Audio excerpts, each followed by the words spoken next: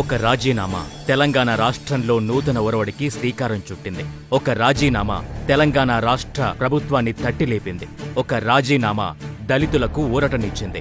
ఒక రాజీనామా అధికార పార్టీ ఎమ్మెల్యేల గుండెల్లో గుబులు పుట్టిస్తోంది. ప్రభుత్వంపై సంధించిన విమర్శల అస్త్రాలకు ఉక్కిరి బిక్కిరైన టీఆర్ఎస్ ప్రభుత్వం మరుసటి రోజు నుండే నష్ట నివారణ చర్యలకు పూనుకుంది. కొన్నేళ్లుగా పెండింగ్ లో ఉన్న బిల్లులు ఆగ మేఘాల మీద విడుదలయ్యాయి. హుజరాబాద్ నియోజకవర్గంలో నూతన అభివృద్ధి పనులకు అనుమతులు మంజూరయ్యాయి. కుల సంఘాలకు ప్రొసీడింగ్ ఫండ్స్ వచ్చాయి. గ్రామాల అభివృద్ధికి నిధులు మంజూరయ్యాయి. గొల్లకుర్మ సోదరుల కోసం పెట్టిన గొర్రెల పంపిణీ పథకం వేగం పుంజుకుంది.